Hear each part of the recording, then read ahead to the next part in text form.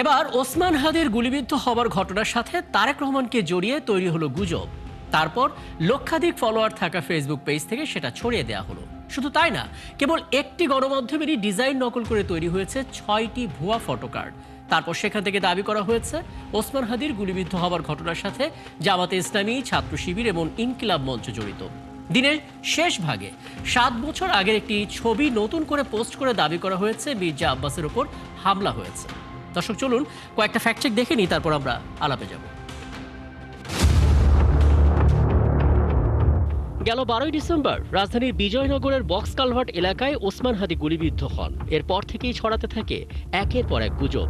এই যেমন লক্ষাধিক ফলোয়ার থাকা রুখে দাঁড়াও বাংলাদেশ নামের একটি ফেসবুক পেজ থেকে প্রথমে গুজব ছড়ানো হলো ওসমান হাদি মারা গেছে, অথচ বাস্তবতা হলো ওসমান হাদিকে চিকিৎসা সেবা দেওয়া হচ্ছে।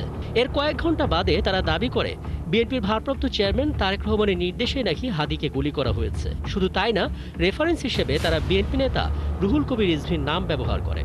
তবে অনুসন্ধান করে দেখা গেল হাদির ওপর হামলার ঘটনায় তারেক রহমানকে জড়িয়ে রুহুল কবির রিজভী কোনো মন্তব্য করেননি।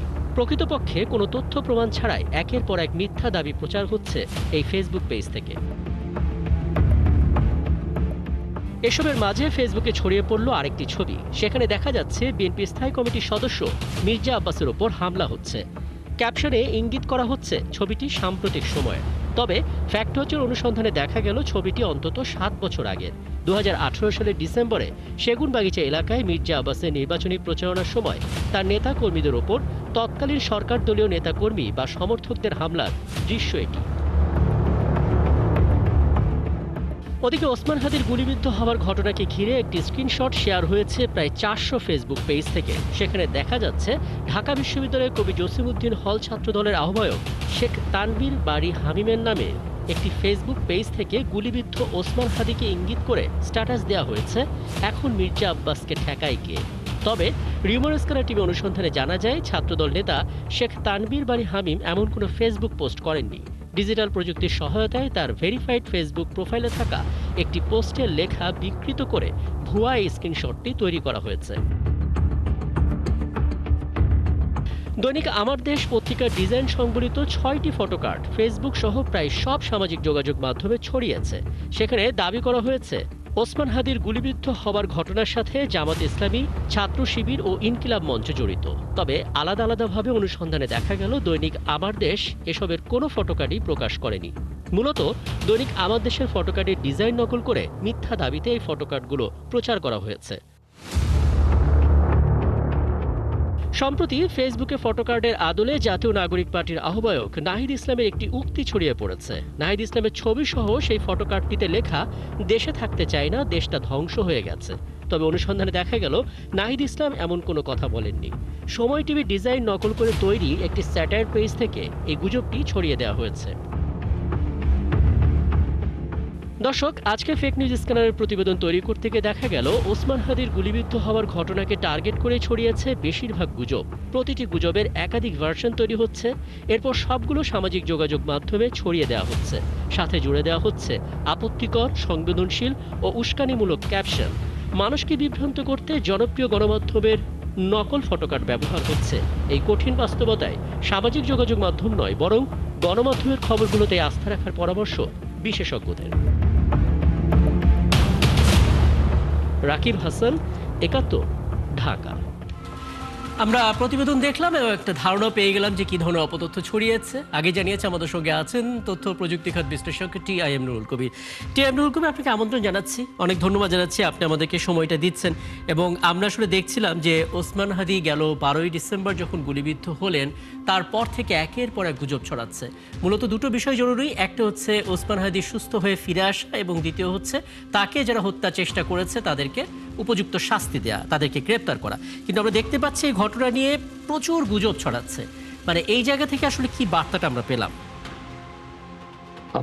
ধন্যবাদ আপনাকে। এখানে যে জিনিসটা হচ্ছে, নির্বাচনের ইস্তেহার ঘোষণা করা হয়েছে, মানে সময়সূচি ঘোষণা করা হয়েছে নির্বাচন কমিশন থেকে, এবং নির্বাচন কমিশন বলেছে তার আর্টিকেল 73-তে যদি এই ধরনের কোনো অপপ্রচার বা অপতথ্য মাধ্যমে কন্টেস্টিং কোনো ক্যান্ডিডেটকে বা নির্বাচনের আবহাওয়াকে ভিন্ন খাতে পরিবেশিত করা হয়, তাহলে তাদের বিরুদ্ধে মানে সর্বনিম্ন বা সর্বাধিক একটা ব্যাখ্যা আছে 6 বছরের কারাদণ্ড, সশ্রম কারাদণ্ড এবং 1,50,000 বা 1,25,000 টাকার মতো জরিমানা, জেল জরিমানার সবই আছে। এটা আরপিও তৈরি করতে গিয়ে নির্বাচন কমিশন যেহেতু অনেকদিন ধরে অপপ্রচার অপতথ্য নিয়ে আমাদের বিভিন্ন ধরনের কথাবার্তা চলছিল, নির্বাচন কমিশন এই বিষয়টাকে গুরুত্ব দিয়েছে, এটাকে জন্য আমি নির্বাচন কমিশনকে ধন্যবাদ জানাই। তবে অ্যাকশন চাই, শুধুমাত্র কথা বক্তৃতা বা এগুলোর মধ্যে সীমাবদ্ধ না রেখে। আপনি একটু আগে যেটা বললেন বা প্রতিবেদনে যেটা জানালেন, শুধুমাত্র ওসমান হাদির এই ঘটনাকে কেন্দ্র করে যে ধরনের অপপ্রচার চলছে, এক দল আরেক দলকে ঘায়েল করার চেষ্টা করছে, এই বিষয়টা আসলে আমার মনে হয় যে আরো বাড়বে। কারণ এগুলো নির্বাচনের আবহাওয়াকে নষ্ট করার জন্য কেউ না কেউ কাজ করছে। তো এই বিষয়ে নির্বাচন কমিশন যদি তার আরপিওতে যেই আর্টিকেল 73-তে বলেছেন যে ব্যবস্থা গ্রহণ করবেন, সেটা যদি নিশ্চিত করেন, তাহলে একটা এক্সাম্পলারি কোনো একটা কিছু ঘটলে এই ধরনের অপতথ্য বা অপপ্রচারের মাধ্যমে মানুষকে বিভ্রান্ত করা আমার মনে হয় সম্ভব হবে না। এটা হলো 1 নম্বর কথা। দ্বিতীয়ত হচ্ছে যে আমরা নির্বাচনের দিকে যাচ্ছি এবং নির্বাচনের জন্য আমি এর আগেও বলেছি যে রাজনৈতিক দলগুলোর সবাইকে সচেতন থাকতে হবে। আমরা দেখতে পাচ্ছি আর্টিফিশিয়াল ইন্টেলিজেন্স নিয়েও নির্বাচন কমিশন বক্তব্য দিয়ে গেছে যে এটার এআইয়ের যাতে খারাপ ব্যবহারটা না হয়। কিন্তু কথা হচ্ছে শুধু বললে তো হবে না, আমাদেরকে আমি সম্মিলিতভাবে কাজ করতে হবে এবং অ্যাকশন নিতে হবে। এখন তো আরপিওতে ৭৩ ধারা অনুযায়ী তো শাস্তিমূলক ব্যবস্থা আছে। আপনি যতগুলো অপতথ্যের বর্ণনা দিলেন, এগুলো সবগুলো যদি অ্যাকশন নেওয়া হয়, তাহলেই তো অন্যগুলোকে থামানো সম্ভব হবে, তাই না? সবাই তো দেখছে, করছি, কিছু তো হচ্ছে না। অপতথ্য ছড়ালে কি ধরনের শাস্তির ব্যবস্থা হবে, কি ধরনের ব্যবস্থা নেওয়া হবে, এই সমস্ত জিনিসগুলো জানতে পারছি। কিন্তু মুশকিল হচ্ছে অপতথ্য ঠেকানোর জন্য যে টেকনোলজি দরকার, সেই টেকনোলজি কথাটা আমরা খুব একটা শুনতে পাচ্ছি না, এবং আমাদের কাছে ওই হিসেবও নেই যে এখন পর্যন্ত নতুন কোনো টেকনোলজি এসেছে কিনা যেটা দিয়ে আমি অপতথ্য শনাক্ত করতে পারবো। এই জায়গাটায় কোন দুর্বলতা আপনার চোখে পড়ছে আসলে? দুর্বলতার কথাটা বলার আগে আমি একটু বলে নেই, নির্বাচন কমিশন যেটা বলেছে ৭৩ আর্টিকেল 73-তে, সেখানে কিন্তু একটা জিনিসও তারা বলে দিয়েছে, শাস্তির কথাও বলেছে এবং এই ধরনের কার্যক্রমের জন্য তাদের কি বিধি আছে সেটাও বলেছে। তার পাশাপাশি তারা তাদের সক্ষমতা বাড়ানোর জন্য ফেক নিউজ মানে ফ্যাক্ট চেকারের যে যারা আছেন তাদের সহায়তা চেয়েছেন। সেই ক্ষেত্রে আমি মনে করি ৭১ টিভির একটা ভূমিকা আছে, আপনারাও সহায়তা করতে পারেন এবং আরো যারা দেশে ফ্যাক্ট চেকিং এর কাজ করেন তারা নির্বাচন কমিশনকে সহায়তা করতে পারেন।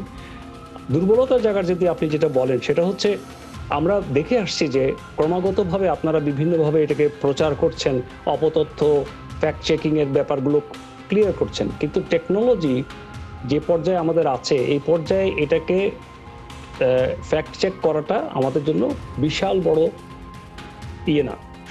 চ্যালেঞ্জ না। এটা কিন্তু আমাদের প্রযুক্তি, অ্যাভেলেবল প্রযুক্তির মধ্যে সম্ভব।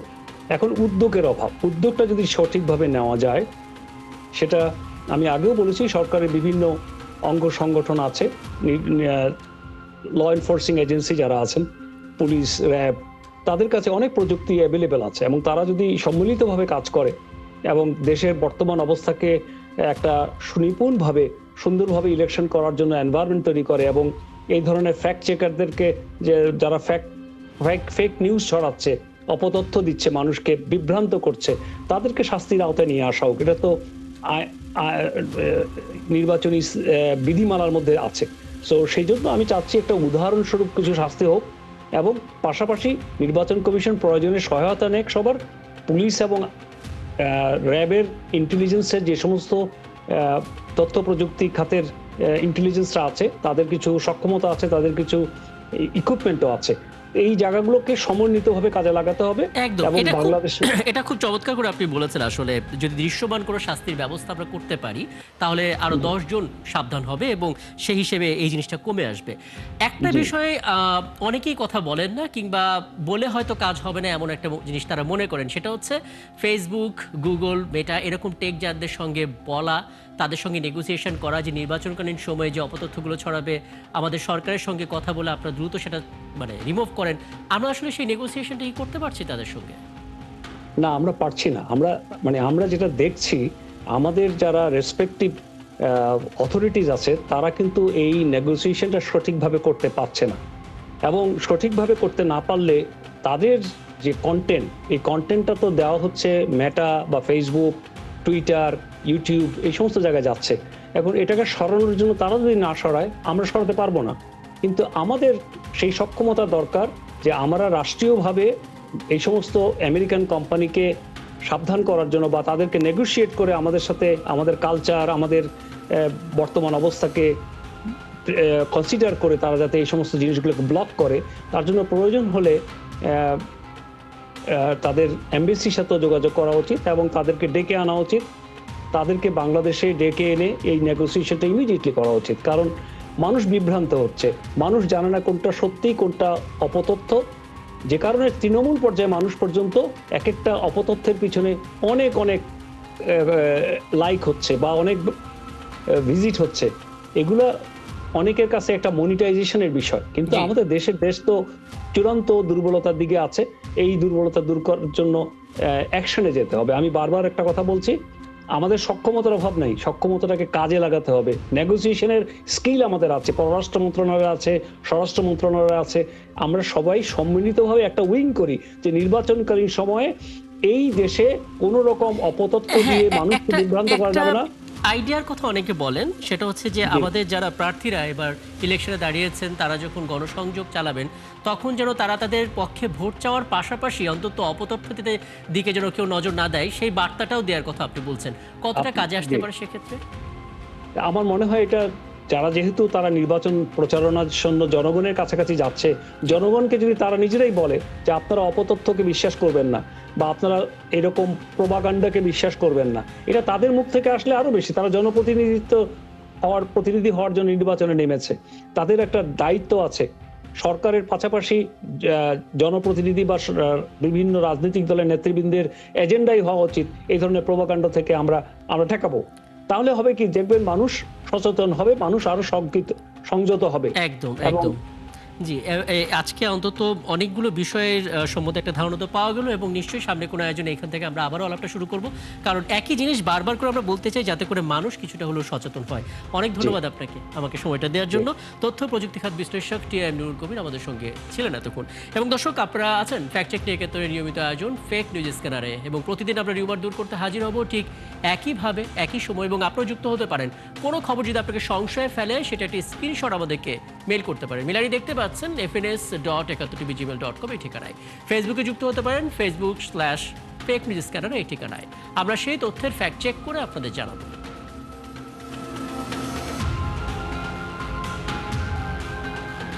মনে রাখবেন দর্শক, চটকদার শিরোনাম দেখলে ক্লিক করবেন না। বিশ্বাস আর প্রতিক্রিয়া জানানোর আগে অবশ্যই ফ্যাক্ট চেক করুন। থাকুন একাত্তরের সাথেই।